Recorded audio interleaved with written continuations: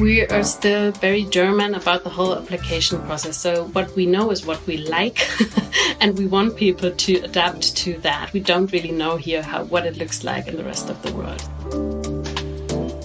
Hello and welcome to Inside Deutschland, your guide to careers in Germany. This podcast provides you with insight into working in Germany and covers topics such as the do's and don'ts for job interviews, pitfalls to avoid in communicating with employers and colleagues, and how to navigate opportunities and challenges across the German labor market.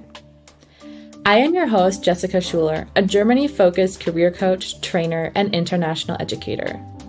As part of the Inside Deutschland podcast, I will be interviewing people from all across the globe who have been successful in Germany so that you can learn from their experiences and expertise.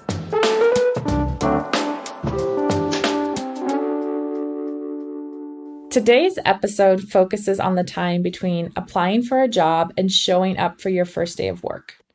As I often say, starting a career in another country differs from doing it at home. And in this episode, we're going to talk about all of the details of doing this, including addressing questions such as what is important for the application process in Germany? How can you convince German recruiters with your application? And do you really need to speak German?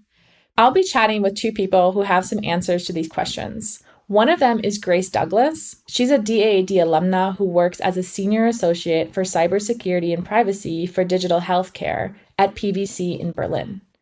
In the beginning, Grace had some issues finding a job in Germany, and she's going to tell us about her job-seeking process, the challenges she faced, and how she overcame them in just a bit. But first, I'll speak with Johanna Guttin, who will give us some insider tips and tricks on how to successfully find a job in Germany.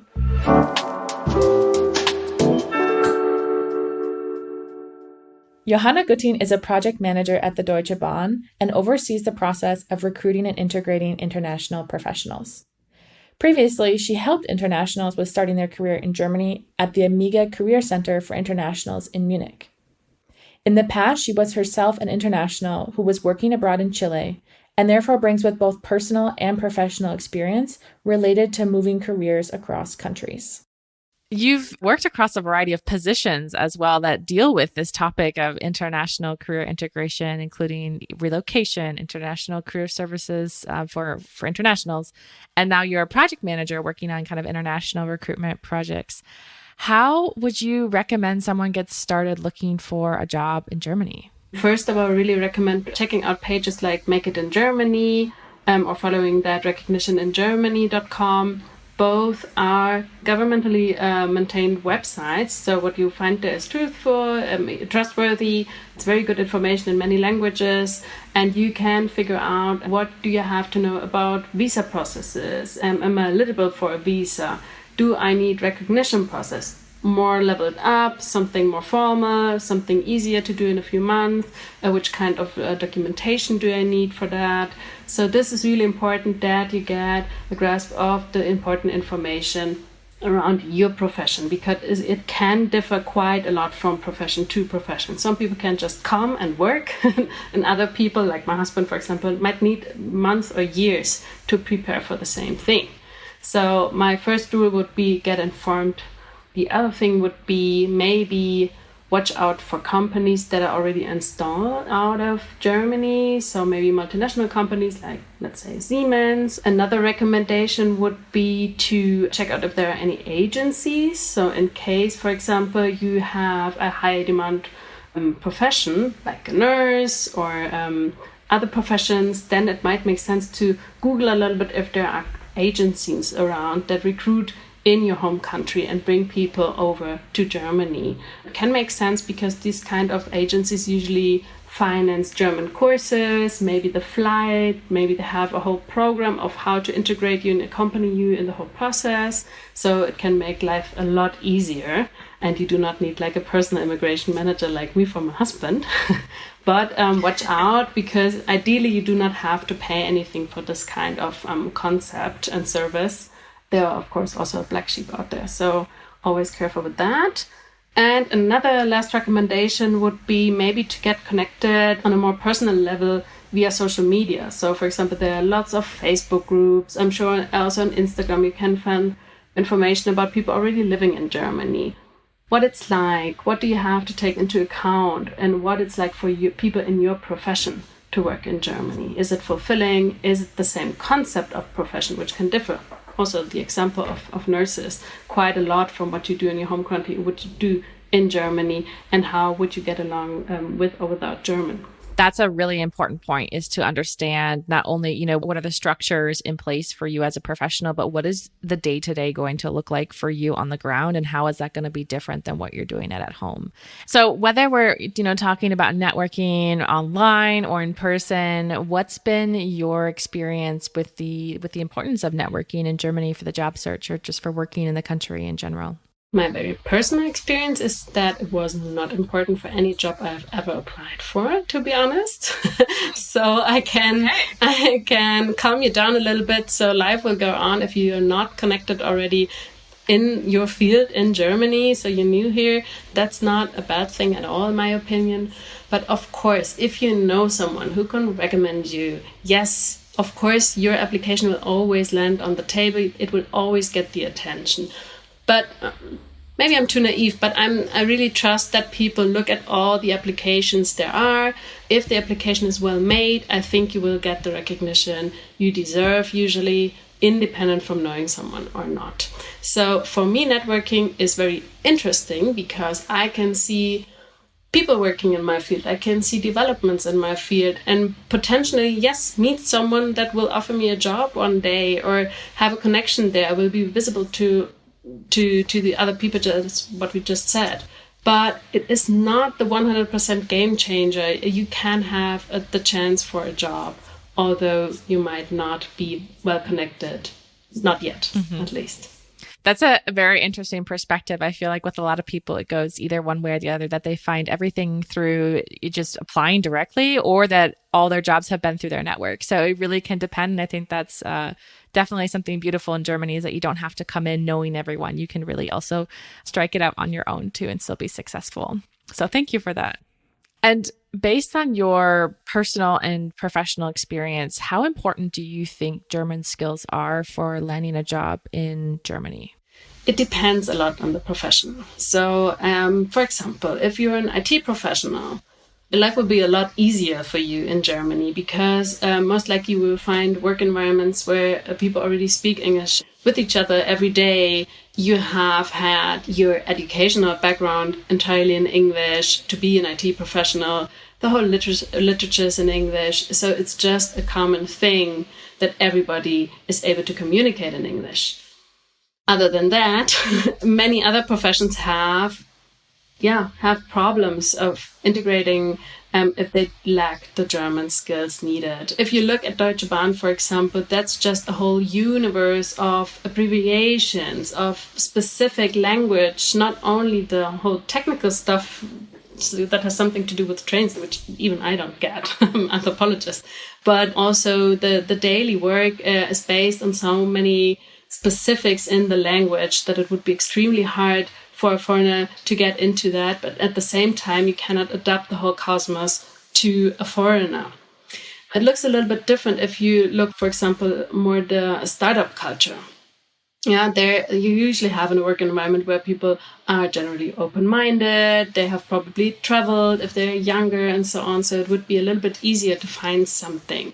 Startups are usually located in bigger cities. This is something you can also watch out for. But I think generally it's really important to understand that in Germany, let's say generations 50, 60 plus do not have the English communication skills like my generation usually has today. So you can just not expect that they would change the way they worked the last 30 years when one foreigner comes in. So they will usually expect you to adapt to the situation. And that means usually learning German. So sometimes it's just the system behind the thing. It can be the company culture, but those are factors you might be able to influence choosing the kind of company that fits this culture, or maybe going to places where it's a little bit easier to find something. Another area where that's quite common is, for example, in scientific environments. Yeah, if you work here in Munich, where I live, there are big pharmaceutical companies. And then if you work on a scientific level or on a management level, it will be more likely that people communicate in English with each other without any problems. So once someone's, maybe working on their German language learning, they're looking at positions, starting to understand what's the difference between what they do in their home country versus Germany, and they've maybe found a few positions that they want to apply for, what should an application look like in Germany?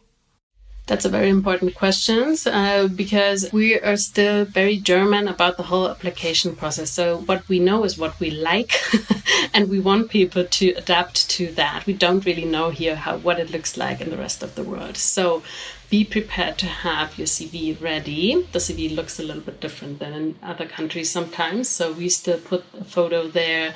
We usually have some personal information like your birth date, let's say.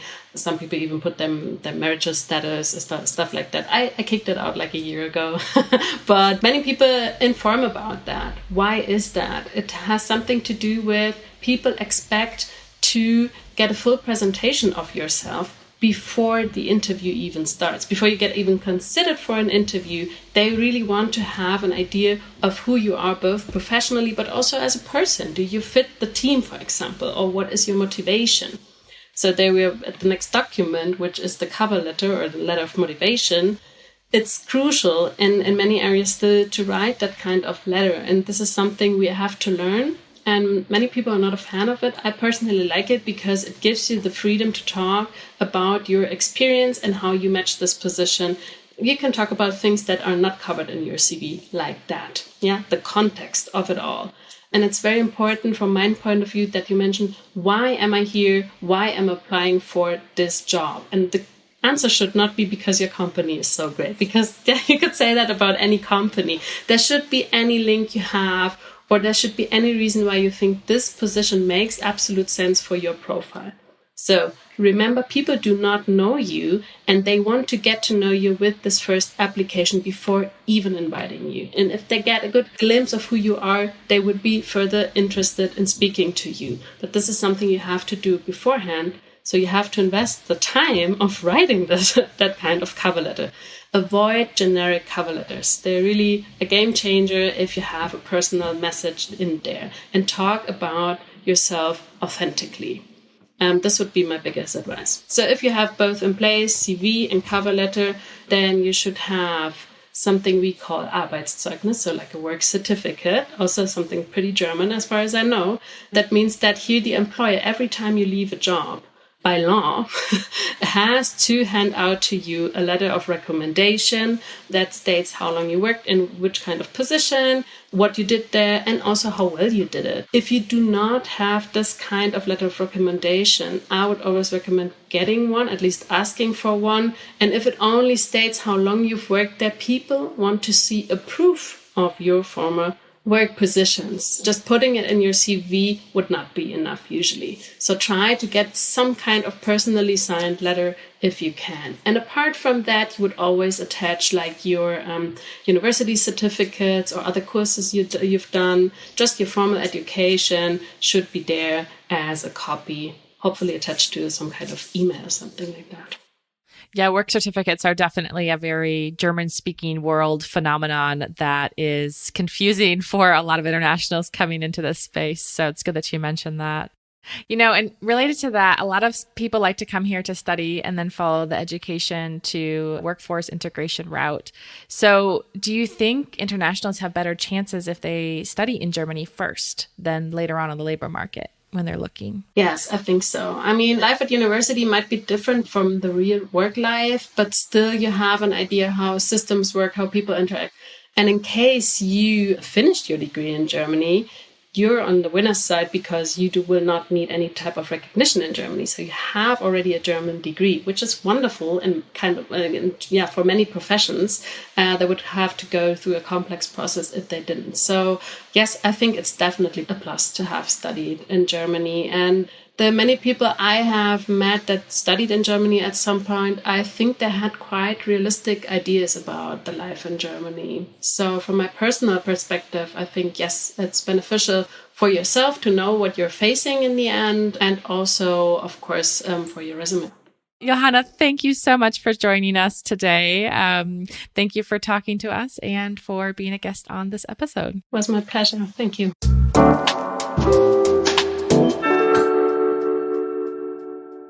Johanna talked us through some specifics of the German application process and why it's so important to inform yourself about the German labor market and the job you want to apply for in Germany. Someone who has navigated her way through the job search in Germany and who knows firsthand what the process entails is Grace Douglas. Grace came to Germany on a variety of exchange programs and eventually to study for her master's in international security management at the Berlin School of Economics and Law. She's originally from the United States and started her first full-time job in Germany as a consultant at Deloitte and is now working at PwC, PricewaterhouseCoopers in Berlin, as a senior associate for cybersecurity and privacy in digital healthcare. Grace, it's great to have you here today on the show. I'm really looking forward to speaking to you about your Germany experiences. You and I crossed paths while I was working at the University of Augsburg, and you were on exchange there. You were studying abroad, and we've since realized that our stories of transitioning to working in Germany and kind of building a life there are quite similar. So I was wondering if you could first tell us a bit about how you came to even want to study and work in Germany in the first place. Yeah, sure. First of all, thank you also for reaching out to me and staying in touch with me. I'm really happy to be here. Somehow, I found the best study abroad programs in Germany. They were usually more affordable, and they were such a wide range. Like, I could go for 1 week or 2 weeks. So I ended up doing, I think total of 6 or 7 study abroad programs during my time at Indiana University. Wow. Half of them were in Germany, half of them weren't. But then, I think it was all of these different study abroad programs that kind of something always brought me back here. And then, before my semester in Augsburg, where we met, I had a few extra months available, and I had never been to Berlin, so I moved to Berlin for a couple of months just to see what it's like, and I met my boyfriend. Okay. So then we did long distance while we were both in Germany, but in completely different states. And then I moved back to the States because I had 1 more year of my bachelor to finish. So we did long distance then. And I mean, we were students, so we couldn't really see each other that often. He came, visited me once for a couple weeks. I came for a week once, but that was pretty much it for the year we were together. And so I bought a one-way ticket after my bachelor, and I just moved to Germany. And I was like, yeah, that's what I'm going to do. And so I did it, and it semi-worked out. I mean, I was here for half a year. I found a job, which was hard, but I found a job. I got a contract and kept waiting for the Agentur für Arbeit to say something, kept waiting and waiting, trying to call. And then they said no. I didn't get a visa because they said that the company was, for my qualifications, not willing to pay enough. So I told the company that, and they kind of laughed at me. At this point, a short explanation. If you have a job offer in Germany and studied abroad like Grace, one of your options is to apply for a European Blue Card. This visa requires that you have to earn at least 58,400 euros per year before taxes, though. However, the European Blue Card is not the only route. You can also get an employment contract without the card and its corresponding salary requirements. At the end of the day, the Foreign Services Office, or Ausländerbehörde, will review the work contract, your qualifications, and make a final decision. If you want to know more about this, I would recommend checking out the links in the show notes and listen to our first podcast episode about the basic requirements for working in Germany. Now back to Grace. Had to go back to the US, but, it was nice. I got to spend time with family. I worked, saved some money up. And during that time, I found a great program also in Berlin to study for my master. And I always wanted to do my master anyway, and I didn't want to take much time between because I thought if I do, I won't go back and do it. So I started my master in Berlin in international security management. Then it was so much easier. I mean, then the government says, okay, you have a degree in Germany, sure, you can have a visa to search for a job. And I found a great job at Deloitte, which is a well-known company. And I mean, I found it through a friend. But then it's like, okay, you have this visa and then you have your degree and then, okay, sure, here's a working visa. So I think once I got here and once I studied here, it was just so much easier to continue staying here. So the education to employment pathway seems to just be a lot simpler, right? Yeah, I think so. Yeah. It really helped a lot. Yeah, it's fascinating because you came here on a one-way ticket, which I definitely can relate to. My story is also similar along those lines. And then you found a job, like you did the thing, right? Yeah. I thought, okay, I found a job. Cool, easy peasy. Now I can stay. No. Yeah, so there's often a misconception about moving abroad, right? That it's exhilarating, it's fun, and it's exciting. And it is, but there are also so many challenges, like you've talked about. There's ups and downs, and there's roadblocks that come with moving abroad as well. And this is also the case for those of us who are coming from seemingly culturally similar countries, such as the US and Canada. Were there any other struggles that you had transitioning to Germany beyond kind of visa situation stuff? Yeah, I mean, you're right. It's so exciting. It's so fun and exhilarating, but there are a lot of challenges that come with it. I mean, just finding friends that you would think, okay, that's a natural thing. But in Germany, for instance, I think there's usually more of a separation between work and friends or school and friends. So, I mean, just kind of integrating and meeting people is sometimes really hard. I mean, even, yeah, like I said, finding a job in your host country, I think it's more easier, simpler. You know how to do it. You have the platforms that you generally use, but here you kind of have to learn a new system completely. But yeah, I think it's not just each individual thing, but then it's all of these factors that add up, and it can be really demotivating. And, sometimes you think, yeah, if I'm in my host country, like I could really fulfill my potential, or maybe here I'm not good enough, or why can't I find something? Why is no one responding? Yeah, it can really personally take a toll. During my first time, well, not my first time here, but my first time really living here for that half a year, that was like a really low time for me. And then coming back and I did my master, I was like, okay, this is great. But then doing a master thesis, which in the US, we don't have to do a bachelor thesis. I've always enjoyed writing, and I did copywriting as a part-time job for a long time.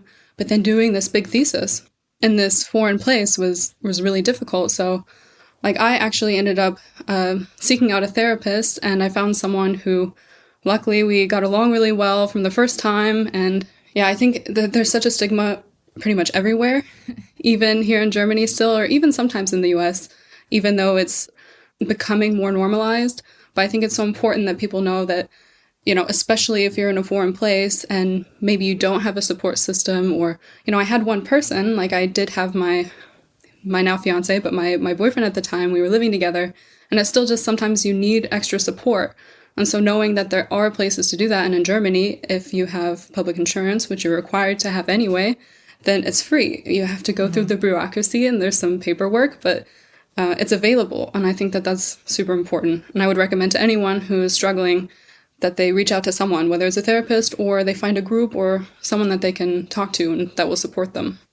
Absolutely. Thank you for sharing that, because it's a huge undertaking to move abroad. And like you said, you touched on all the important points. You basically have to start your life over again, right? You have to learn a new language, find a new job, maybe reinvent yourself in your career if your job from back home doesn't exist in Germany.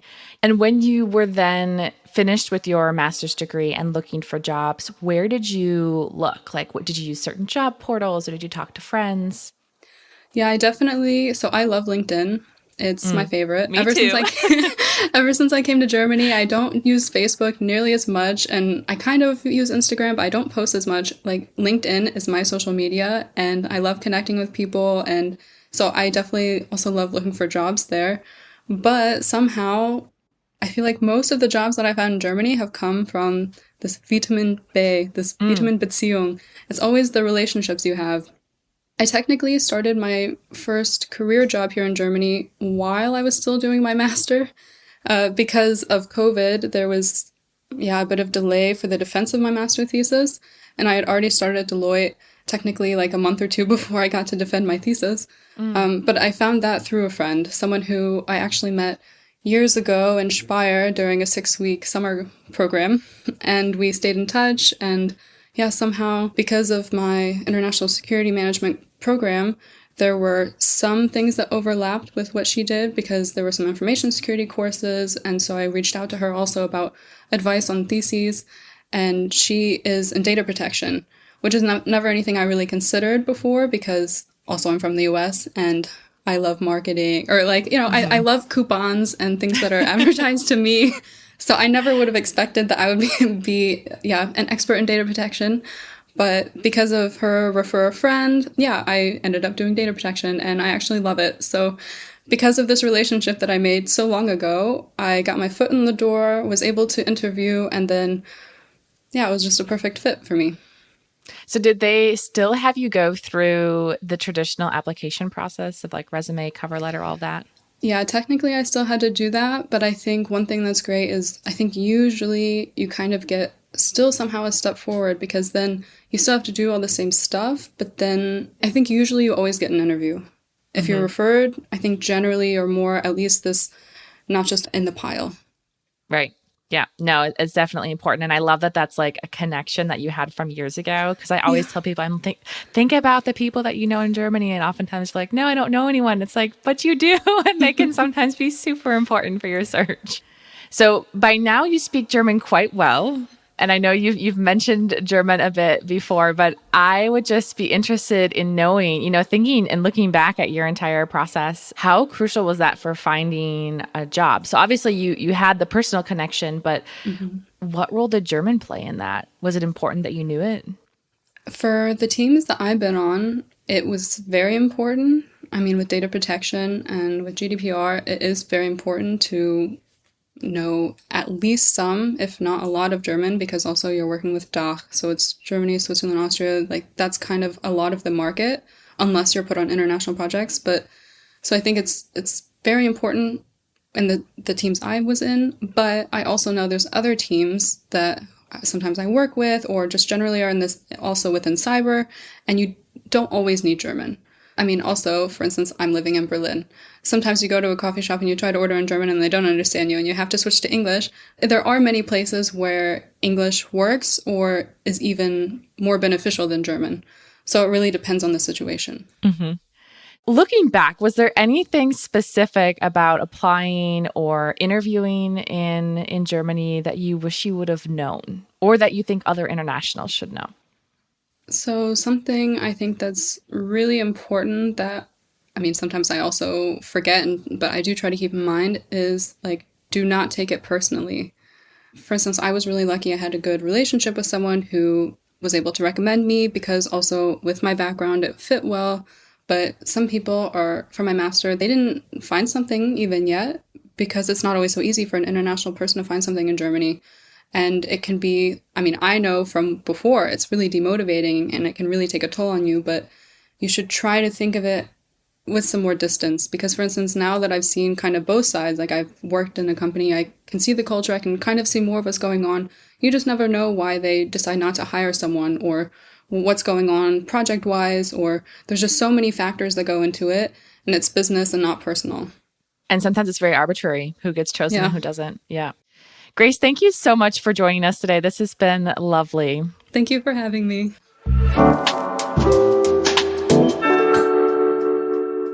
So finding a job in Germany may be hard, but it's definitely possible. The top 3 tips that we can take away from today's episode include: first, do your research. Reach out to any personal and professional contacts you may have in Germany and conduct thorough research to make sure you have an idea of what it will be like to work and to live in the country.